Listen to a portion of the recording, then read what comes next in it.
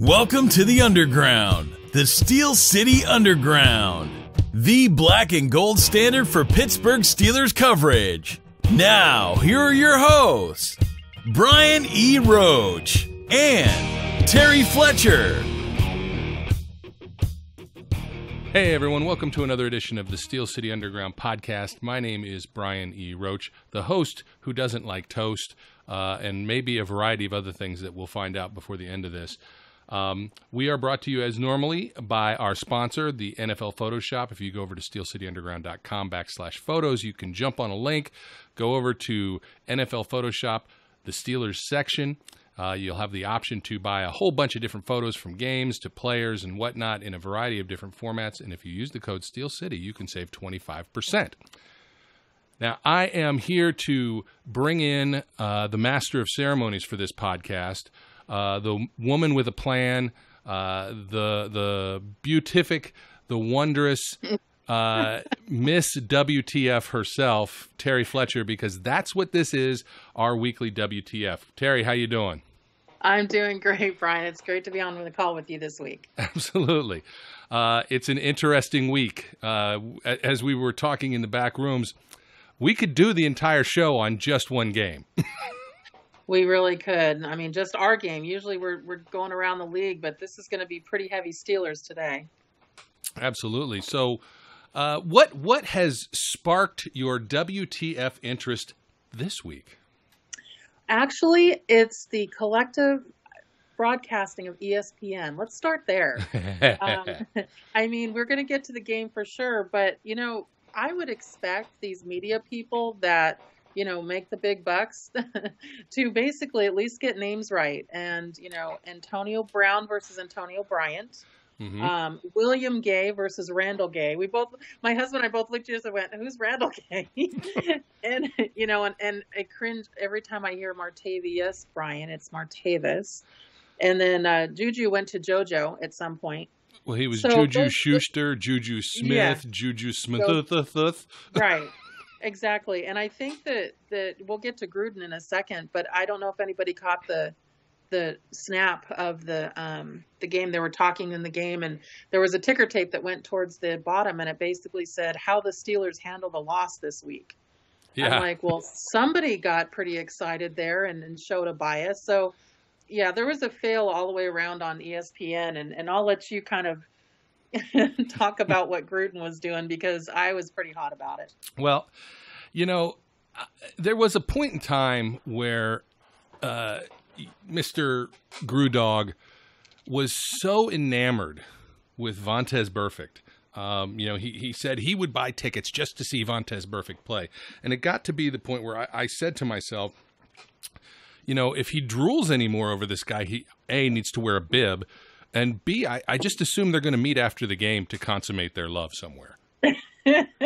Well, it was funny because as soon as he said that, now my brother lives in Portland, Oregon, and I would say we watched the game together, but he's watching up there. I'm in Southern California, and when anything happens, he always sends me a text. Did you see? Come on, man, all that. Yeah. But when it's a Steelers game, you know, obviously we get taunted because he's a Patriots fan, which that's too bad for him. But he was saying as soon as he heard Gruden say that, he just said, "Is he kidding? Does he not know the history of this guy? Is he into, you know, UFC fighting or MMA? Is that why he wants to buy tickets to see him?" So I'm with you. I didn't understand that love fest at all. No, and it's even worse because as the game progressed and got to, you know, certain levels of ugliness, the absolute outrage and outcry that he himself would not let go of over Juju's hit on Vontaze. And I guess I understand it if, you know, he was much more worried about that romantic interlude that was going to occur, and maybe it's not going to anymore because you just knocked my man out. But, right. You know, he lost his mind for he really did an extended period, and then, you know, we get the next hit, and it's passing. Oh, yeah, he hit him in the head, too. Too bad, so sad, haha. But let's talk about Vontaze again. Yes. I don't get it. I don't see the infatuation. And for a guy who's supposed to be, you know, a quarterback guru, he just was in love with Vontaze Burfict. Well, and I get that, this is where I think sometimes Gruden gets a little bit conflicting because he's always the first one to say, let them just play, because he thinks a lot of the calls are ticky-tack. And, we've broken down that tape and looked at that hit so many times. And when it first came, when Juju hit that guy, I was like, ow, oh my gosh, and of course the female in me takes over. I'm sorry, gals out there, but we do. We say ouch more than the guys do. They're like, oh no, what do you mean? This is nothing. Yeah, I'm like, yeah, sure it isn't. But when I saw that, I thought, okay, well, he's going to get a flag for blindside. No flags came out until after he kind of stepped over him and taunted him. And I saw a couple of memes today that actually I thought were funny. One was saying, "So you were the one that stole my bike." Yeah, I saw that one. Really funny. But the thing is, Vontaze Burfict is out there to injure, to maim, to destroy other players', complete lives when it comes to football. And Juju's just a really hard-hitting kid. He's out there just making these blocks that are awesome. So, when you break it down, it looked like he led with his shoulder. And it didn't look like he got inadvertently got some of the chin in there as well. But yeah, Gruden was just all over the place about just how wonderful Burfict is. Oh, and on a side note, I just want to bring up, so I have a friend who actually went to high school with Vontaze and then college too, when he started at ASU. And he said he was that way in high school. He was out there to injure. And so mentally, this guy's just never figured it out. Absolutely. And that doesn't surprise me in the least, because you don't just suddenly learn to play that way. When you look back at the history reels of the Vontaze Burfict's greatest dirty hits, there's so many of them that, and to me, one of the more egregious is the one he did on Max Williams of the Ravens. The guy is absolutely not even paying attention. The play is essentially over, and he just headbutts him, cold cocks the guy. He's not a clean player. He plays beyond the pale and goes beyond the norm in what he's doing. And for Gruden to send really mixed messages yesterday about letting them play, but no, you know what, that's too far. Let's let them play, but not that much. Oh, but the refs are being a little too strict. Wait, maybe they're not. I'm telling you, he was drunk. He had to be, because just knowing the intent from Burfict and knowing his game. Remember the Rosie Nix kick in the face, after the play's over? It bothers me, because when you're at the speed of the game and you're trying to block a guy, and, you're a Mike Mitchell, or now obviously a Juju Smith, and even, Martavis, we have some hard hitting guys on our team when it comes to those blocks. Now, I had a feeling it was going to be called for blindside, and that's what the statement that was put out, as far as he got the suspension, and so did George Iocca for his end zone hit on AB, which was deserved, because once Antonio Brown goes up, gets the ball, is coming down with it in the end zone, I would say 90% of the time he catches those. Why hit him again? Why hit him as he's doing that? That ball is not going anywhere. It's not like it's in the middle of the field. It's a touchdown. There's nothing you can do but give us 15 yards, Absolutely. And, it's interesting, because I want to, the line in, I guess, Juju's letter said something like, the contact you made with your opponent placed the opposing player at risk of serious injury and could have been avoided. Well, here's the problem. Juju's making a football play. He is trying to block a guy who is heading for his running back. And, they talk about this as a blindside block, but the more you look at it, the only reason it's a blindside block is because Vontaze Burfict is not aware of his surroundings and is not paying attention. He's laser focused on Le'Veon Bell, and Juju's right in front of him. It's not, a true blindside coming from a side of the player. He's right in front of him. He lowers his shoulder and hits him in the chest with his shoulder. Every bit of what the NFL has exposed on this is wrong. And the tape shows it. That's what drives me crazy about this, is the inconsistency and the ridiculousness of the fact that the only reason this is a big deal is the taunting. Well, and that's, and Juju apologized for that. He said he shouldn't have done it. Even Coach said he shouldn't have done that. That was ridiculous. But the thing that bothers me is I don't understand, and I went back to look at some rules on suspensions and things. There's two things here. And these are my big WTFs. First of all, we've got such a reactive and visual league, as you and I were talking before. You follow the rules. Don't just follow, what happens after the fact. Geez. But the one thing that bothers me is you saw the statement on the 2 suspensions for Ioka and Juju, and they actually choose suspension notice. It said, and the follow-up taunting. And it's like, okay, but you don't get suspended for taunting. Taunting is being a brat and, being a kind of a mean person. And he apologized, and he won't do that again, I would guess. But the thing is, they shouldn't have included it as part of the suspension because it's not part of the rule. The second thing that's bugging me on this, and let's just lead into Gronkowski. Everybody knows what he did over the weekend.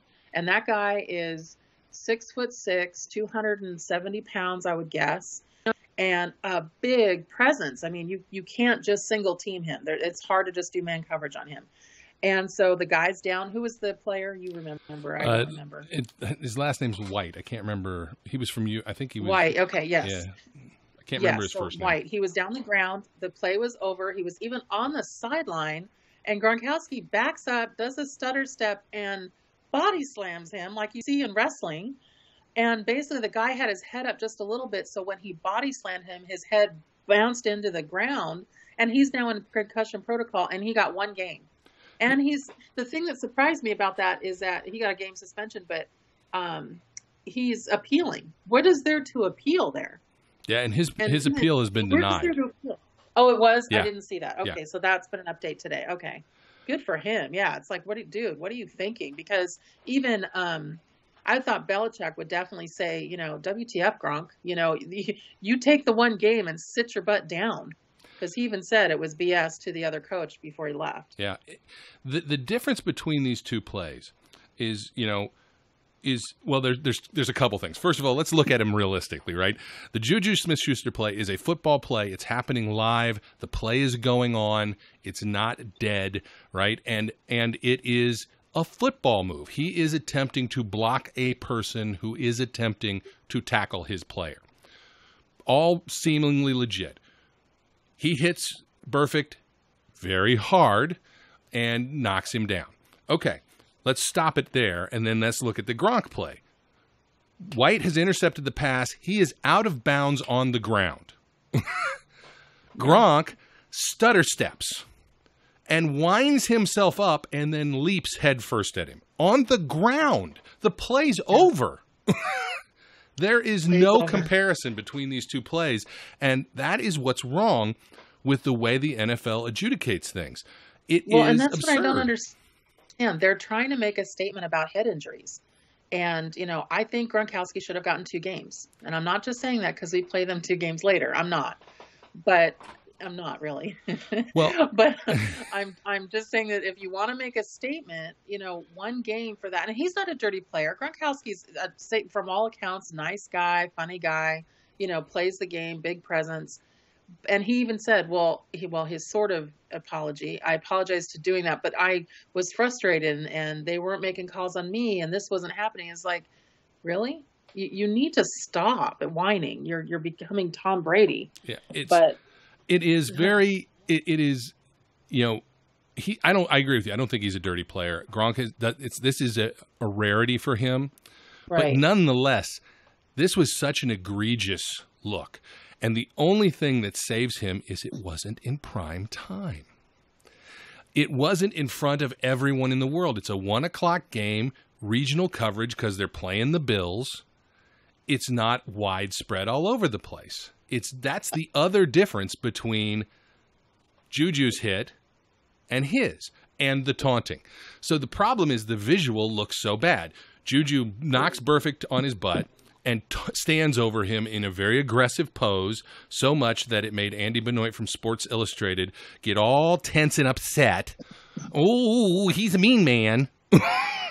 and make comments about him being thuggish and other nonsense that Andy Benoit has no validity in saying. He's a moron, to put it bluntly. And he's got to be careful with some of his phrasing, or he's going to bring some race issues into this. He needs to be careful with that. Absolutely he does, because first of all, the first thing he says is NFL can't afford the image hit or sheer danger to players that result from what Smith-Schuster did Monday night. What? What? That's not even remotely close to what Gronk did. Gronk was admittedly out of frustration, and it got the better of him. But that was a play that could have seriously injured a completely helpless person. Right. Perfect wasn't helpless. He was just obtuse. Right. Right. He just wasn't paying attention to what was going on around him. So if Juju's... That other guy was on his stomach. Yeah. If this is a one-game suspension for Juju, Gronk should have been 4 because it's 4 times as bad. Okay, so then the next tweet that Mr. Benoit puts out is totally thuggish behavior by Smith-Schuster to stand over Burfict like that makes his cheap shot worse than Gronk's. No, it doesn't. No, it doesn't. It doesn't, no matter what you do. And you just know that Juju's been told the history. I'm sure he's watched tape on it of what Burfict's done to our team. I mean, he's taken out our players. I mean, between Ben and, Bell and AB, I mean, he has cost us games because he's taken out our players. And so, he knows that history, and I'm sure he was saying something to the effect of, I don't know, but I'm just assuming, so how does it feel now? And seriously, I was asking the same question. I think it was wrong. I think that Juju needs to be a bit bigger man than that. And he will be. But I agree. I thought Andy was I think you used the word tool. I like that word. He's a tool. What is, he also deleted his tweet, right? I think so, although you can still find him, but I don't know if you can find him or not, but we have screenshots of him. Yeah, I was going to say, only if you see screenshots, yeah, for sure. Yep, but it's then gone. That brings us to something overall with I know, I do that. Overall with the Bengals that just, I keep calling them bagels because that's just what they are to me. They're just soft. Basically, it just, and I say soft not in the way of hard hitting and vicious, but, we're going to play the Ravens this weekend. And as soon as Shazier got hit, and we'll talk about, these things in a minute, but they sent out a tweet saying prayers to Shazier, we hope he's okay.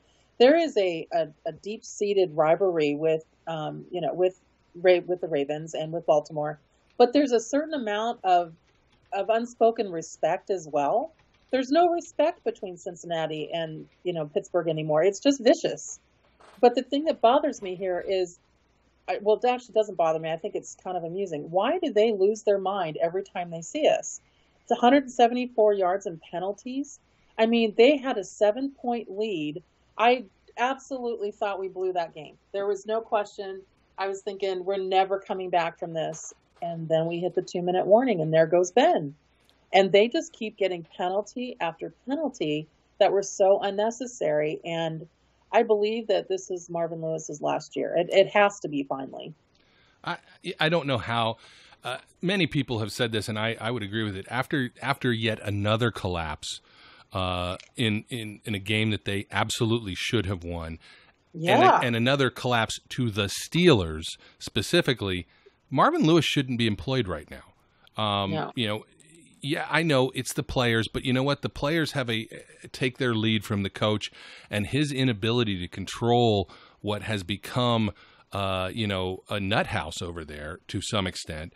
And it's not all of them, but there is enough of a core group there that just act out and cannot contain themselves. And look, they have the little brother complex. There's no doubt about it. The Steelers have been around for a long time. They are the big bad brothers of this division and have been for a long time.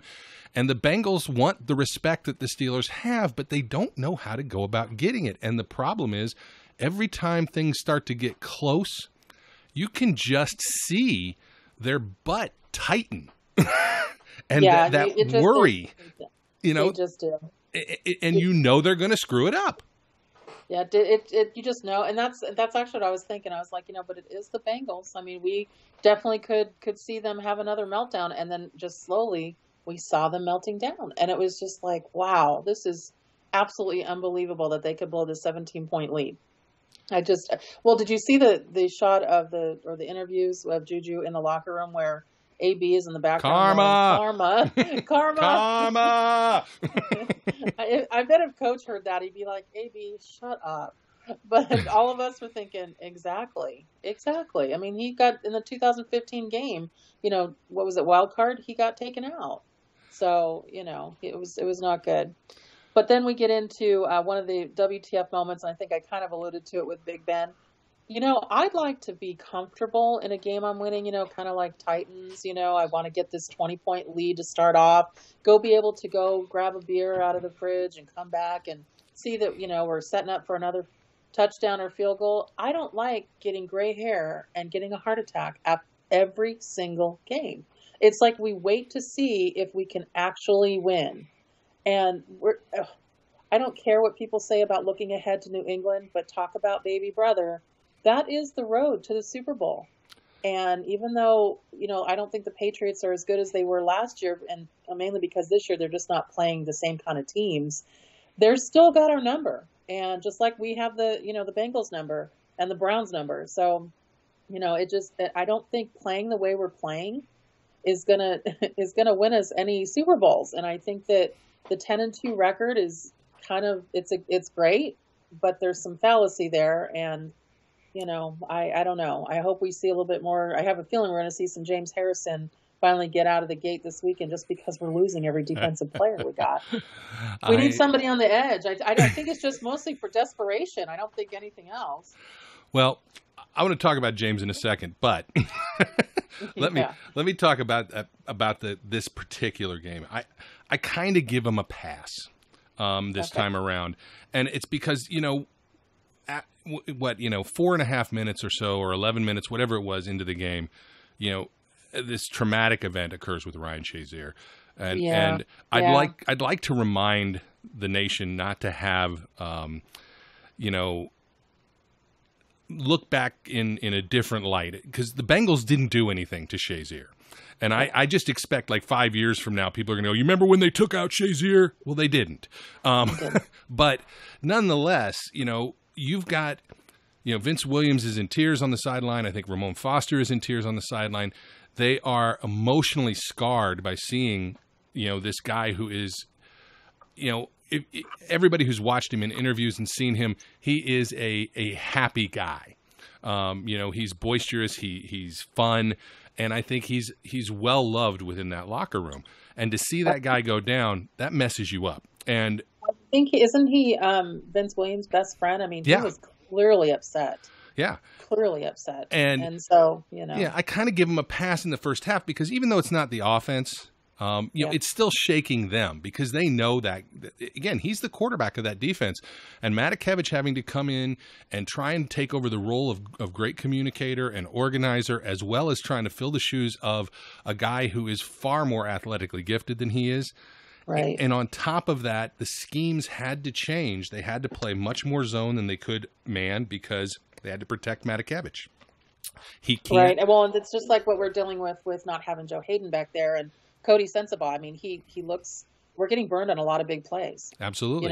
It's just, Cody, not again. And so they pulled him out. Now, Coach was nice enough, which surprised me, because usually he will throw people under the bus. But he pulled him out and is it Sims? Is it the guy Sutton. They put Sutton in. Sutton. And they put in the new guy, the rookie. And he said, we just needed a spark. And I think he did a lot better. I saw a couple plays where he was in there, and I think his awareness was better.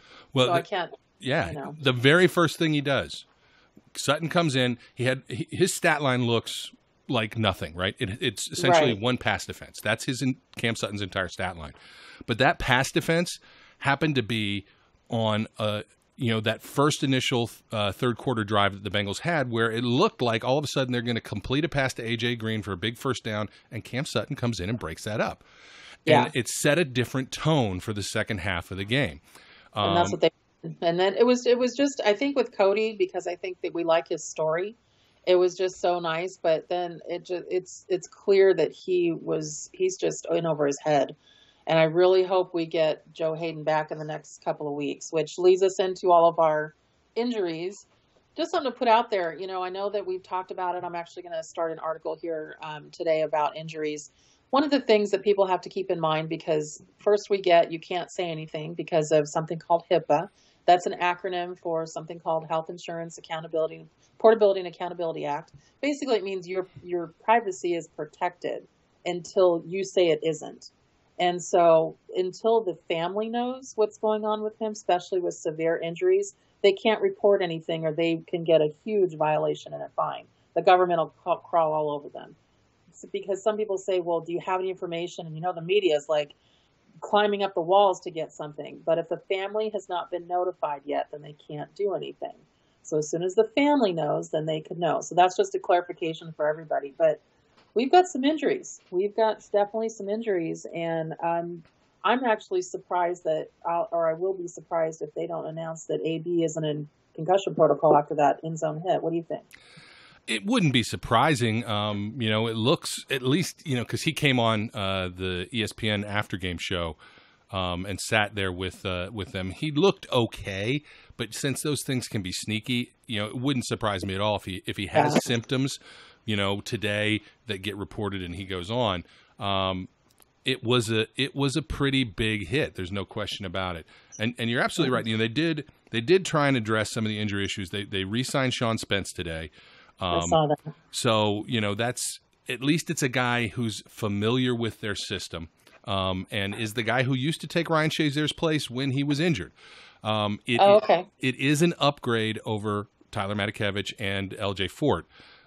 But there is a question of how good Spence is, considering he's now bounced from the Titans to the Colts to nowhere. But nonetheless, it's a move that I think people probably expected. It is, it is starting to look like something, of the walking wounded on the defensive side of the ball. And you talked about Debo, about James Harrison, and whether this is going to signal a return for him. And I think the problem lies in scheme. And people scream for Debo.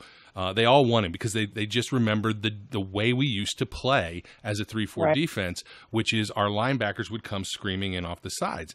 But our linebackers are dropping nearly 70% of the time.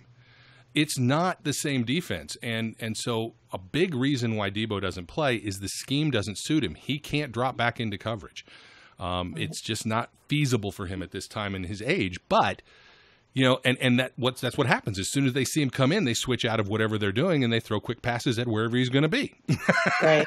Well, so the last time he actually dropped into coverage, wasn't it that interception by Kurt Warner way back in 2008, and then took it back to the house? So he doesn't do that often, is what we're saying. No, he did it the last year when he played. They did. He would drop back, and even the couple snaps he's gotten this year, they would drop back and see him in coverage. But as soon as he would do it, the offense would switch their play. The quarterback would call an audible, and they'd see him, and they'd say, "Okay, we got somebody to pick on." I think the thing that I'm not seeing, though, that I miss with him, and maybe they just decided they don't need to do it, I'm not seeing a huge pass rush. I'm seeing it occasionally, and I mean, Bud Dupree, I'm going to give him a WTF. He fixed it the next play. Yeah, that but one. You saw him let go. He let go. He had him, and then he let go of Andy Dalton. I was like, what are you doing? Andy Dalton gets through. And Bud Dupree is a, hard-hitting guy and stronger, I would think.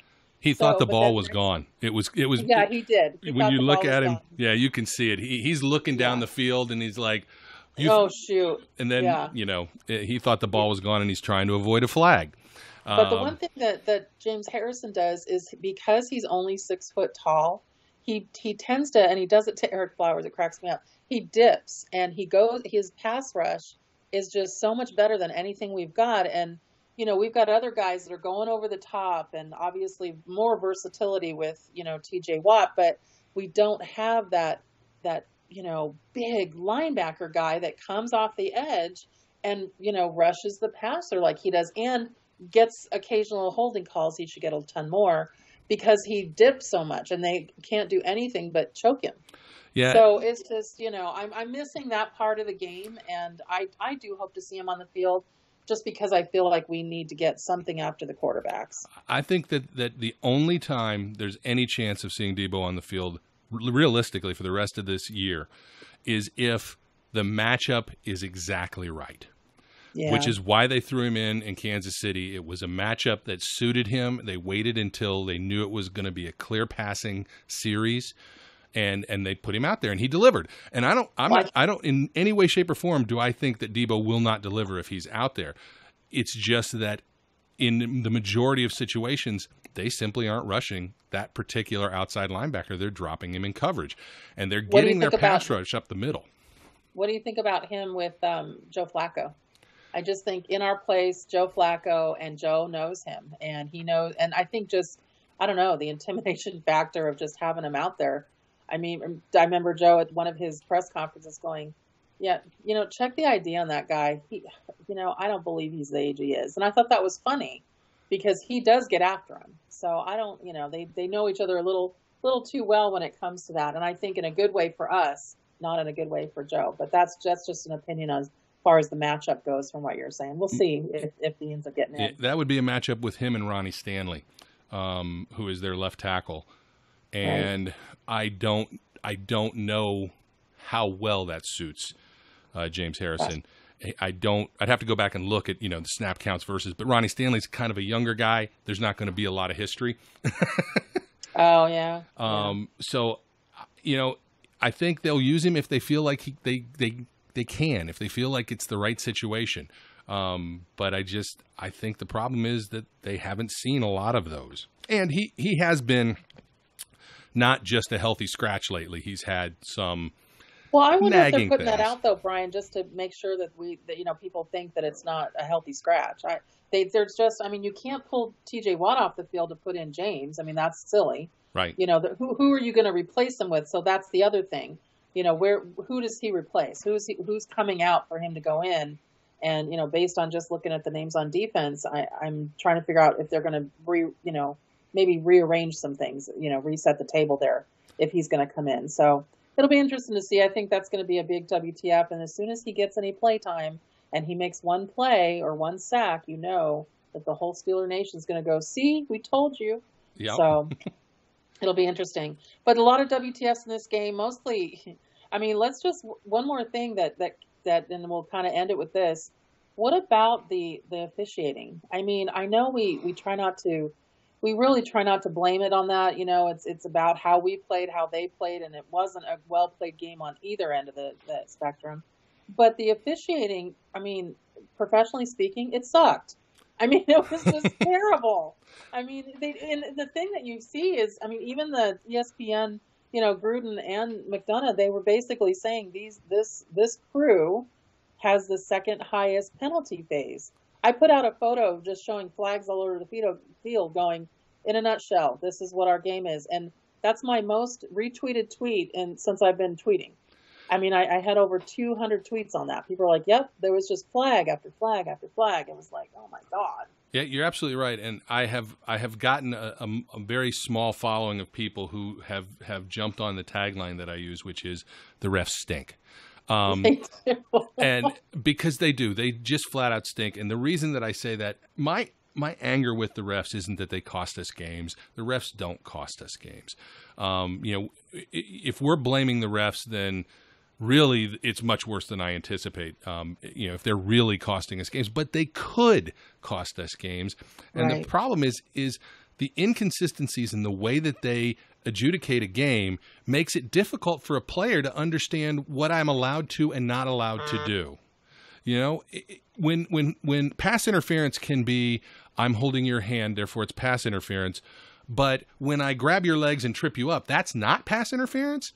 How do you know what is consistent? And the variance in holding, I've got your jersey for half a second, that's holding, or I touched your shoulder, that's holding, or I tackle you, but that's not holding. Yeah, I just don't get, you see AB tackled all the time, and the excuse is always, well, that judge didn't see it. It's like, okay, well then, you know what? Put a TV camera in your pocket.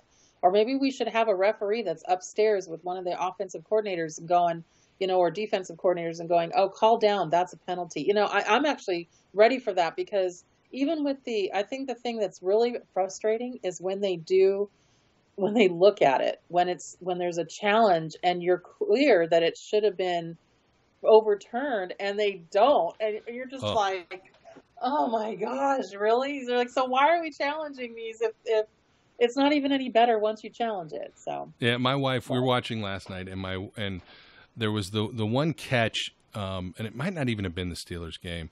It may have been a different game we were watching, and it was the catch rule issue. Is this a catch? Is it not a catch?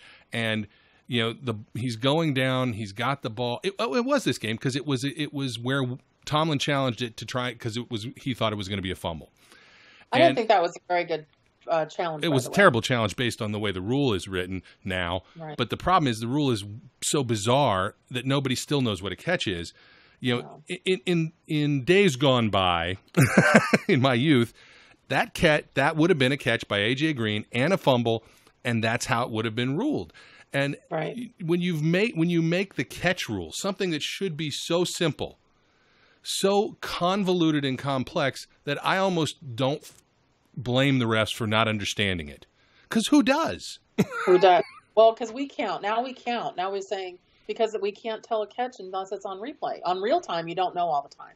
And you're just like, okay, he stepped once, twice. Oh, he's now, his feet got caught up. So now he's going to the ground. He has it. Oh, now it's out. And we're like, okay, well, that's a catch. But then they call one thing and you're like, well, you can't call it that if you're saying this. And it just, at that point, you're like, okay, let's just move on. I don't know what they're talking about. So that's a big WTF for the refs. I was kind of over them last night with stop calling penalties. You guys are getting crazy. I mean, there were certain ones that definitely needed calling, but some of those, I guess we call them ticky-tack ones. And you're just thinking, really? So, I mean, if you've got your arms around a player and you're basically accosting them so they can't get the ball, I would say that's interference, okay, or illegal, use of hands. If you've got somebody's hand in your mask and they're pulling on it, that's a face mask.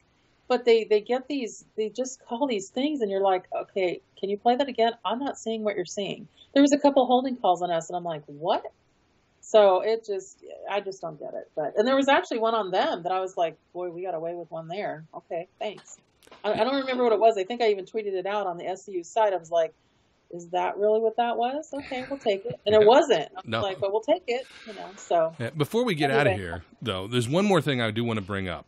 And this is my pet peeve of the week. And that is WTF is wrong with people. I mean, seriously, the first of all, as we talked about, Shazier gets hurt and, we're still in some ways unsure what's going on there. He's going to stay in Cincinnati for at least one more day, maybe two, before they finally release him to get back to Pittsburgh, and he's going to undergo more tests. Great.